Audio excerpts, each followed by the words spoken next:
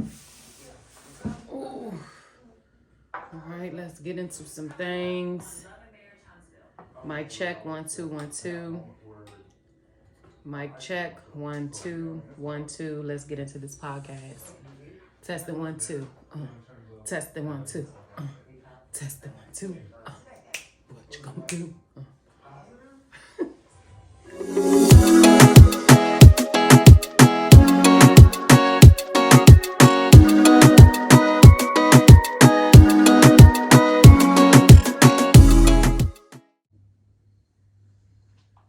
Oh, child. All right. Hey, angels. Hey, my angels. My angels. Hey, my angels. Welcome back, baby. Welcome back to Talks with Ty, the podcast. Y'all gonna beat me up, okay? Because we're working on some things for the rest of the year. This is the fourth quarter of 2022. Okay, so we're working on consistency. Okay. We're working on, make sure I bring this out so it's like in front of my mouth. Oh no, it don't want to stay down, y'all. Hold on. Bring it down. So we're working on, hope you guys can hear me good. We're working on consistency and just staying the course. Okay. I'm working on non-procrastination, so not procrastinating on anything, all right? So I am definitely working on myself, as I have been probably for the past couple of years, and I'm just continuing that process. So, welcome back. Let's get into this episode. Tonight, I'm going to be shedding some layers of me about what's going on with me in a recent situation that I've had with someone that I love very much.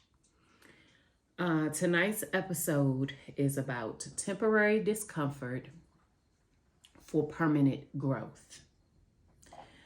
Normally, I come up here on Tuesday and I try to do, Talks with Ty Tuesdays. That's my thing. Talks with Ty Tuesdays, Spill the Tea Thursdays, okay? That's my goal. Tuesdays and Thursdays to upload. But this past weekend, I had a situation happen to me that left me, it just didn't sit well on my spirit. If you are an angel, I appreciate you.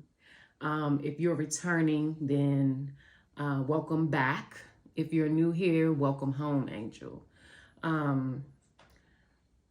If you've been following me on social media and you kind of see what I do, then you know that I have this show with my mother. It's called My Mommy and Me. And the show is basically me and my mother, real raw, uncut. I'm going to give you a little back history. I don't want to tell you too much, but I need to tell you enough to catch you up. My mom did not raise me, okay? My mother is a recovering addict. She's been clean for some years now, several years now. And I love her very much. At a very young age, my father, at about 5 or 6 months, my father went and got me from my mother, and my father raised me. My father's side of the family, I've been with them ever since. My mom, her addiction, she was just in her addiction for several years. All of my childhood, my mom didn't really come into my life until, my later teen years. So maybe about my last 2 years of high school or so, my mom kind of came into my life, and we have been building and trying to restore ever since. So with that,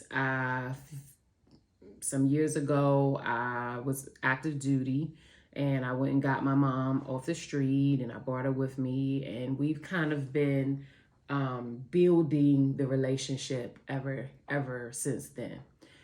We both had our shortcomings. Neither of us is perfect. I am not a perfect daughter. She's not a perfect mother, but I love her, and I just want to see her do great, which she is doing freaking amazing. I just thank God for her and her journey and her voice. Okay. I do believe that my mother has a gift. And when God put on my heart for me to even start speaking, I didn't know how to do it. I didn't know what God wanted me to do. I didn't know how the universe wanted me to even do this, but I knew that this had to happen.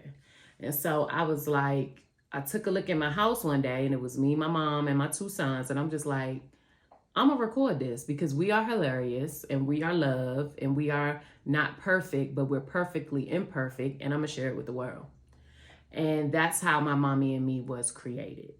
And it first started off, we just used to kick the bobo. We used to sit up on Facebook and we would go live and we would just talk about whatever we were going through at that time, our day, whatever it looked like, whatever. I mean, it was raw. And people loved it. It instantly became a hit. It gained a lot of followers on, it got a lot of traffic, on Facebook. And it was great. And we really enjoyed doing it. Time goes forward and life happens. My mother made some decisions and she chose to leave me and my children. And I had to let her do that. I had to let her, as much as I didn't want her to go, as much as I knew what I knew, she had to figure that out for herself. There is a lot I'm not telling you. There's a lot of ups and downs, highs and lows. There is a lot of pain, okay? There is a lot of heartbreak. There is a lot of love. There is a lot of frustration. There is even more love, but there's a lot that I'm not sharing. Stories of me and my mother. Long story short, I love her, and we're here now. I retired out of the Navy. I relocated back home to where I'm at, where we're from, and we resumed my mommy and me. My thing with it this time was, if we're going to do it, let's do it right?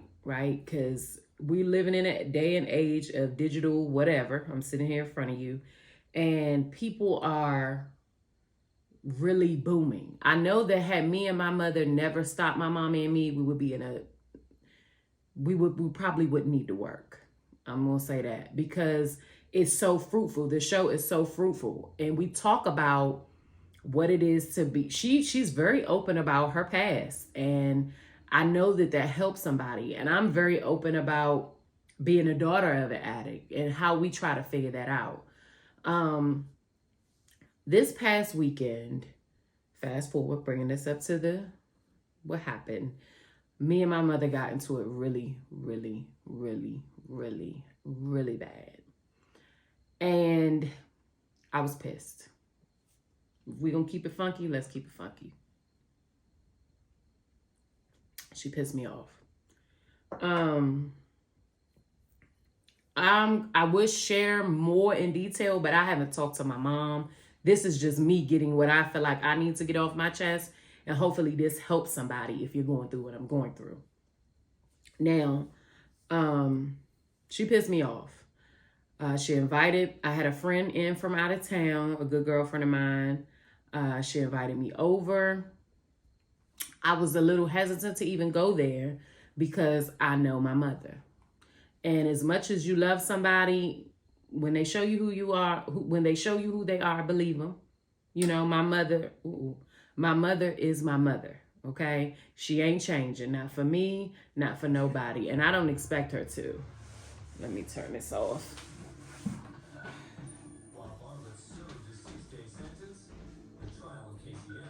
Okay. How do I mute this, y'all? Jesus. Okay, so my bad. I had to get up for a second.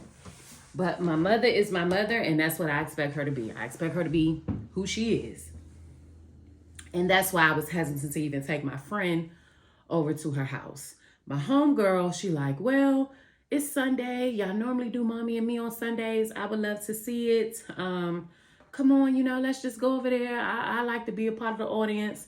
because I've watched the show and I love it. So I'm like, okay, we're going to go since you want to see it. Cool. Now, prior to this past weekend, my mom had her birthday party. And when my friend told me, which my friend surprised me, and I mentioned it to my mom, hey, my friend is coming in, so this Sunday we won't be doing my mommy and me. And she was like, okay, no problem. That makes sense. Your friend's coming. Cool. I can't speak for my mother. I do not know how her mind operates. But here we are, Sunday. She calls me. She's like, you and your friend coming over. I'm going to get some food. I tell her, I don't know if we're going to make it because she's here. I'm taking her sightseeing, this, that, and the third. She's like, well, are we doing my mommy and me? And I say, Ma, remember I told you my friend was here. You know, we might not, I'm probably not going to make it to do the episode. And she says, well, I told everybody we was doing it. And I say, okay, why did you do that if we've already discussed? Well, I don't know why I did it. Okay, I let that go. Moving right along. My friend's like, come on, let's go. You should do it, blah, blah, blah. I'm like, okay, cool. I go to my mother's house. And while I'm there, my mother was my mother. And conversations came up about an incident that happened at her birthday. And my stepfather was there. And I made a comment to my stepfather in reference to just being, figuring out how to properly communicate, being a little bit more open. And my mother interceded on what I was saying to my stepdad. And she said that he is that way, that it's her fault and she's the problem. No problem. You're admitting it's your fault. Cool. I say to my mother, you got to stop. At some point, you know, my stepfather, I know he loves you. You know that he loves you, but you can't keep expecting a person to choose you and not choose themselves. That is abusive behavior. I would never want you to get to a point where you've chosen him so much that you neglect yourself and do what's best for you. So I cannot sit here as your daughter and tell you that this is okay. I love you. I want to see your marriage thrive, work, da, da, da, da, da, right? We go on. And she just wasn't receptive to that. I believe that she used my friend being present as a reason to deflect and say that she didn't feel, what she said was she didn't feel like it needed to be discussed. She felt like it was a family matter. No problem. I explained to her that my friend could not hear what we were saying. We had music on. She had the TV running. Cool.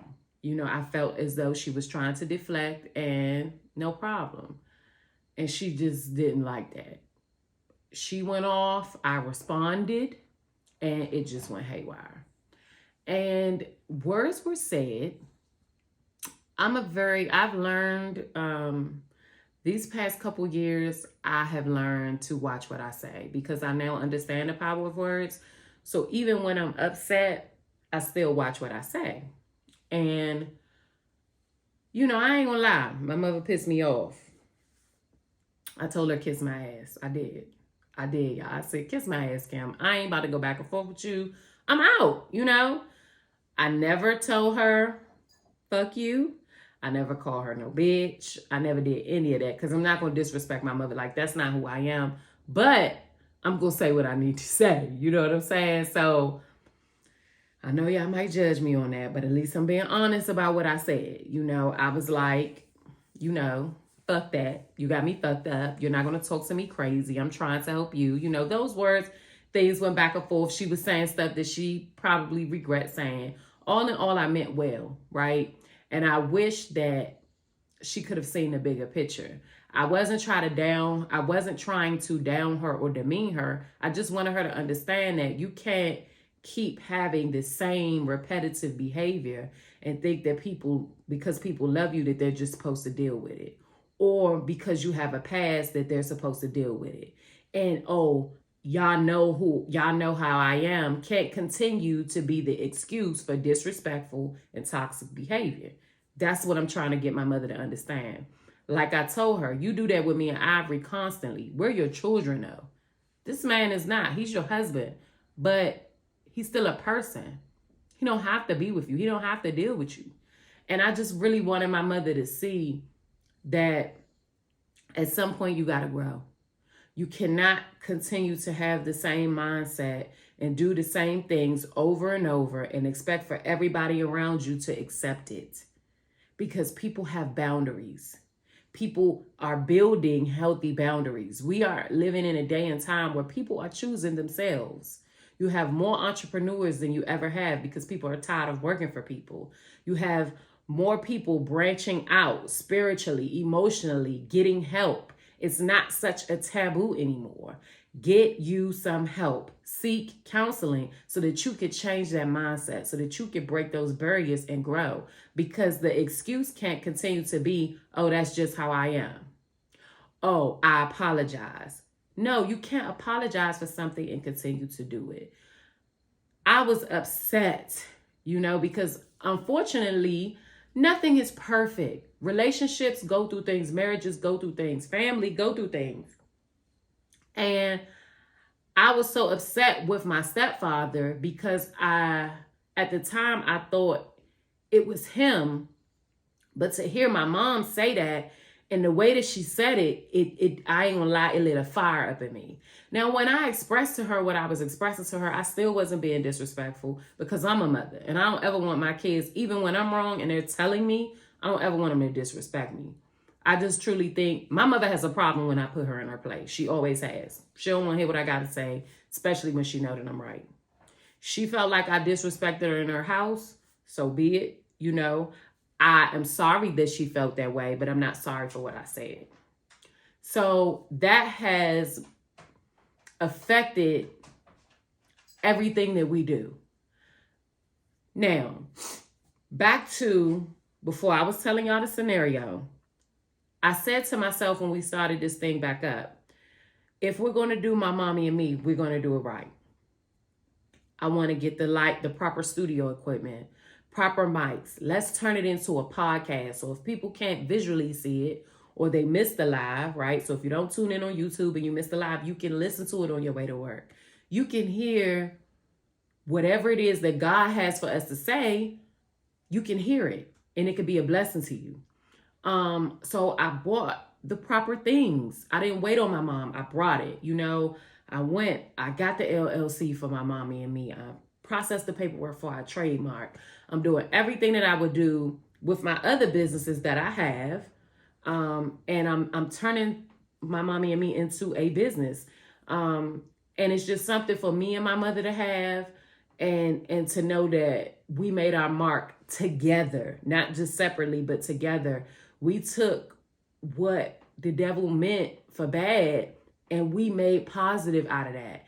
And I wanted other recovering addicts and other children of recovering addicts to know it is possible.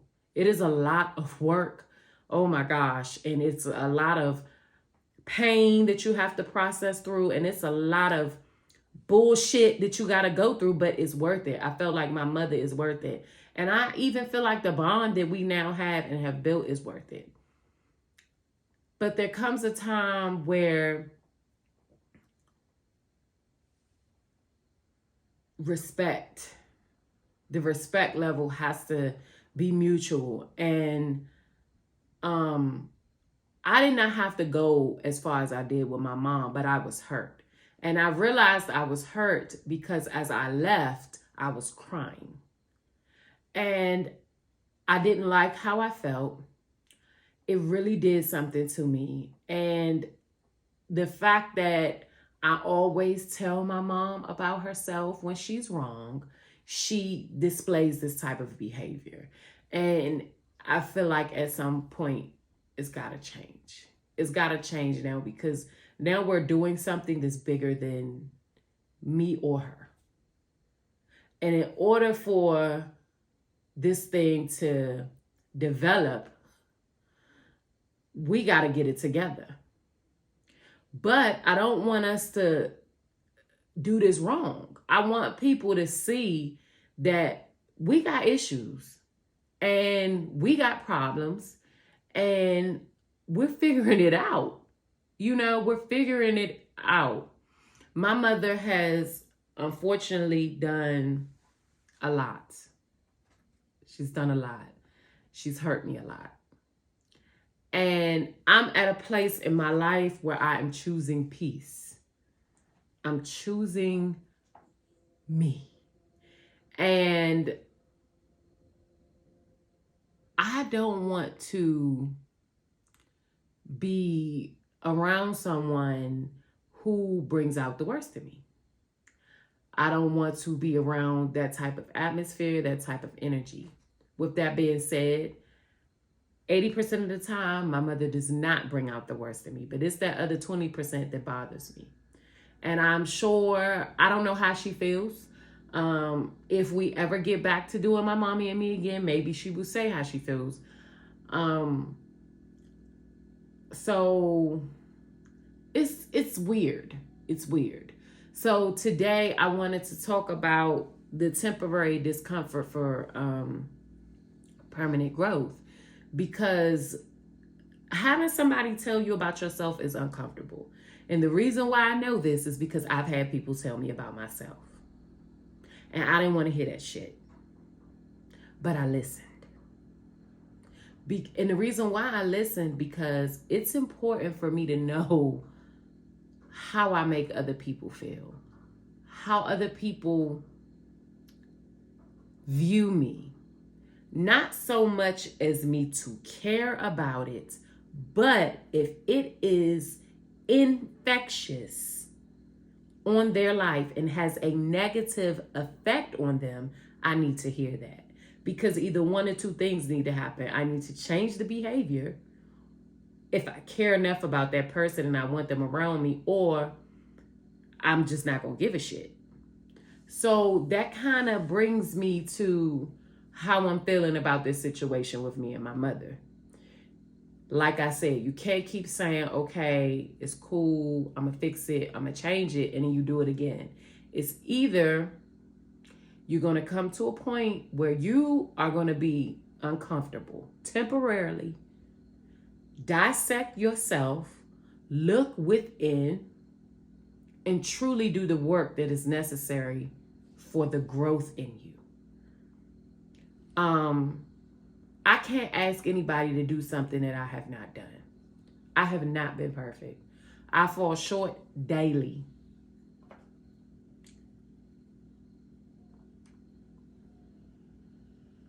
I'm going to say that again, y'all. I'm not perfect. I'm sipping some vodka tonight, in case y'all wanted to know. But I'm not perfect. I drink. I curse a little bit. But I gotta, with the G-O-D, man, we got a good relationship. And a lot of people might say, girl, you sitting up here drinking, talking about God. Listen, you can judge me. That's okay. That's okay. I don't have a problem with that. That doesn't bother me. Long as you listening.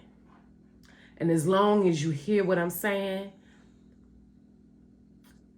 then I'm doing what I'm supposed to do. And I'm going to let God deal with me with my shortcomings. Because I got them. I'm not sitting here coming before you like I'm perfect, because I'm not. I'm stressed out. I need a drink. What you talking about? But I also need God. You know? And that's real. I'm dealing with this emotion, and I don't know.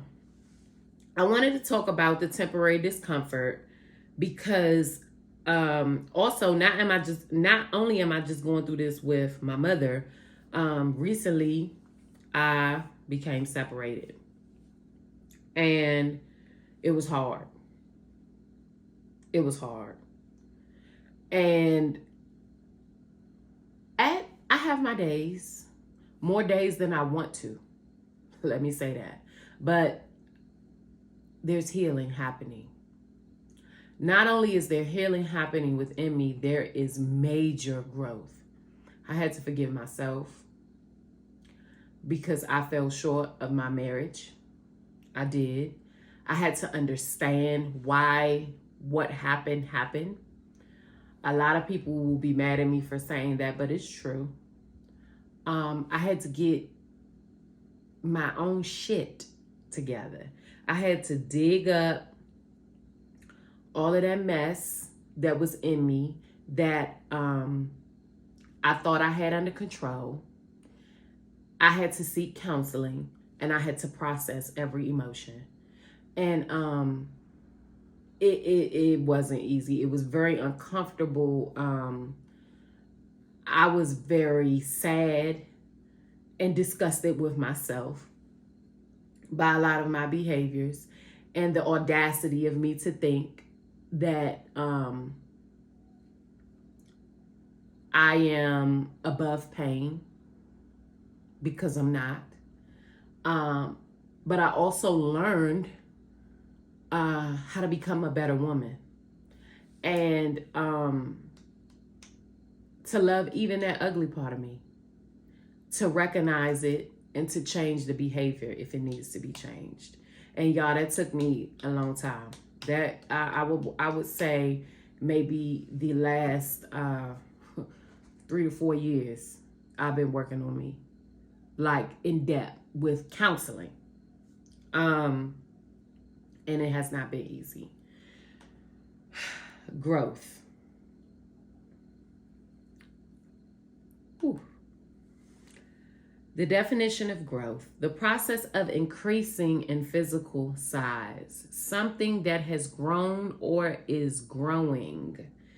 Similar, growing, extension, widening, thickening, broadening, heightening, expanding. Discomfort, slight pain. Make or the making of someone feeling uneasy, anxious, or embarrassed. Discomfort, pain, aches and pain, soreness, tenderness, irritation, embarrassed, abashed, stiffness, uncomfortable. These are the definitions of these words. A lot of people might say, why do I use definitions? I think words have power. That's number one. And understanding and dissecting a word has even more power. We communicate with words, and we say things, a lot of times we say things that we don't mean, or we misuse words. And I think when I look at a definition of a word, or if there's something that I'm saying or doing or using, it hits a little bit different for me. When I think about discomfort, it's uncomfortable. I don't like it. I don't want to do it. I don't want to be uncomfortable. I don't want to deal with anything that is making me feel uncomfortable. But the truth is that the body goes through periods of discomfort in growth. You ever heard of growing pains? That's uncomfortable. Your knees hurt. Your arms might ache.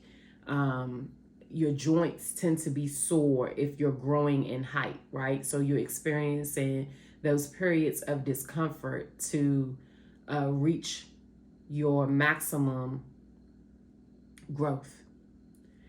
And I think about that. Ooh, I'm sorry. I'm so sorry.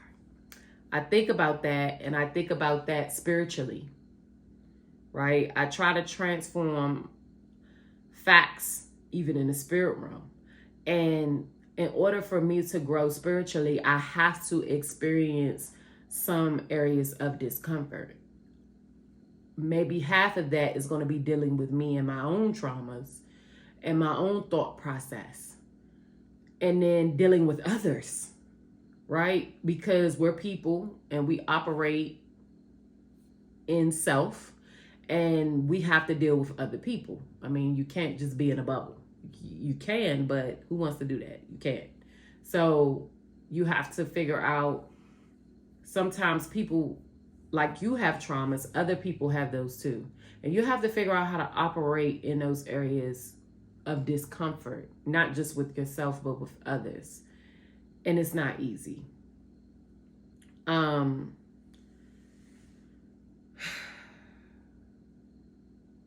You got to be truthful with yourself. For a long time, I was not. A long time, I wasn't truthful with me, and I failed at a lot of things. There were so many things I wanted to do as a young girl.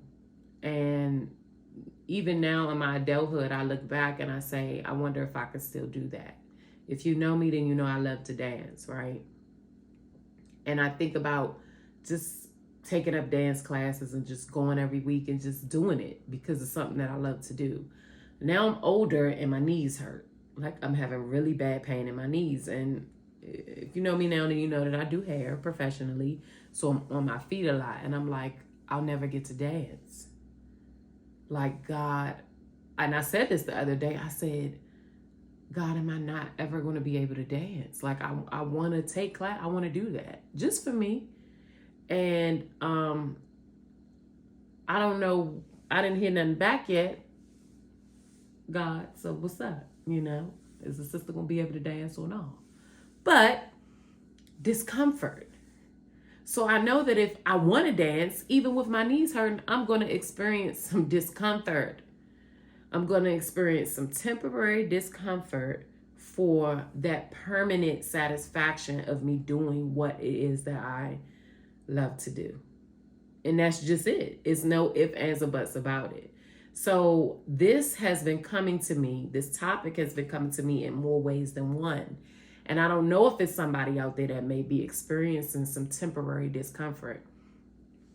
I pray that what me and my mother is going through is temporary discomfort for permanent growth separately, but also as a unit, and for this business that I believe we both want to build.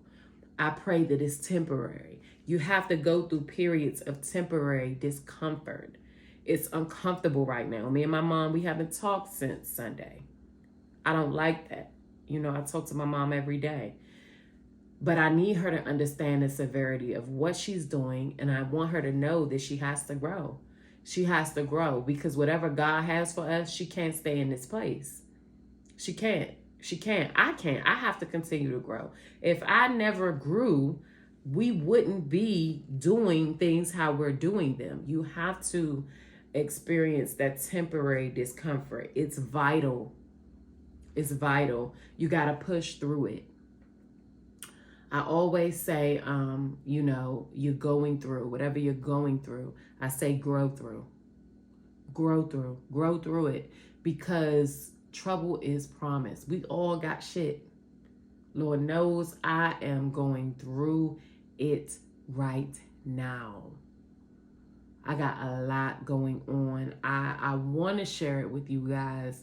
And I know that at some point God is going to put it on my heart to do so. But the timing has to be right. But your girl, I'm going through it. While I'm going through it, though, I see that I'm growing. I see that what I'm going through right now, I am growing. I'm growing so much spiritually. I'm growing so much mentally. And I'm choosing things differently. I'm choosing to handle situations differently. Because don't get it fucked up. I don't play. But I'm choosing things not the same way that 22-year-old Takia chose things. I'm choosing to deal with things differently. I may not give a situation my energy that 10 years ago I would have lost my mind about and probably would have demolished everything in front of me about.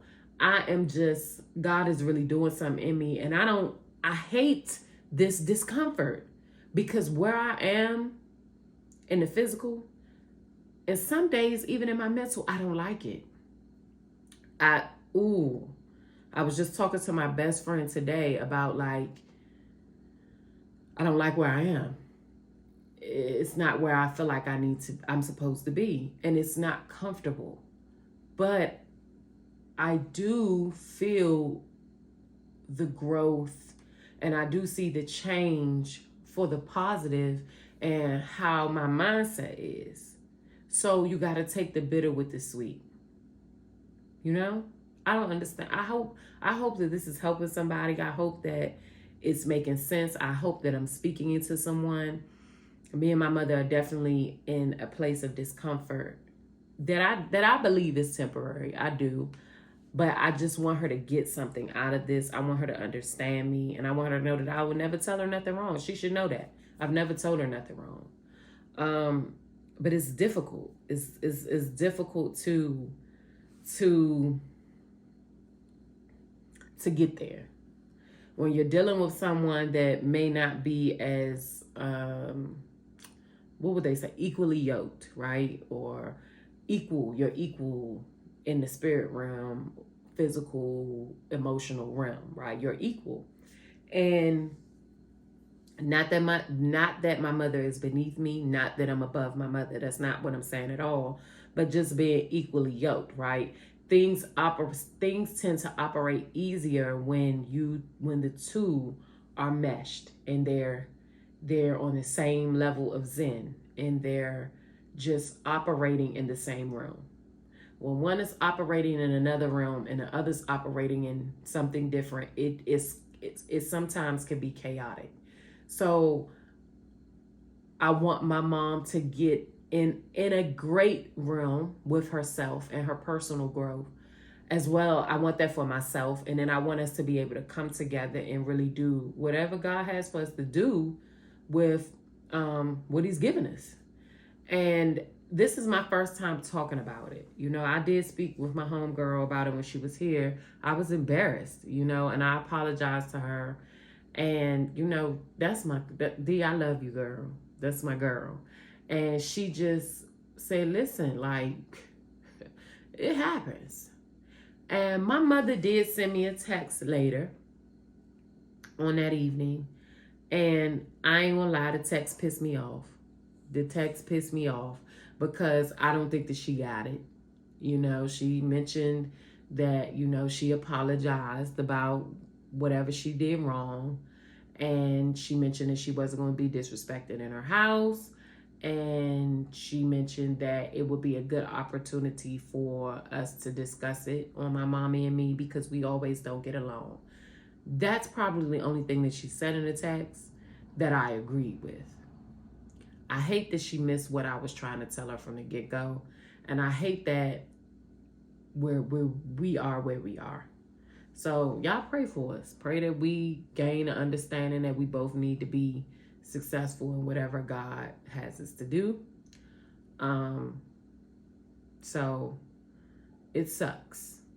It sucks to be in that area of discomfort, but it's necessary. I want to say this before I close. Don't allow your emotions to cause you to lose out on what God has for you. Don't be so consumed. Don't let your emotions control you. That's basically what I'm saying. Don't give up your 80 for 20 because of a bad day or a rough season. Don't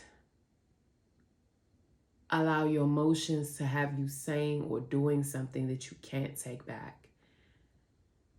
I'm really living on that.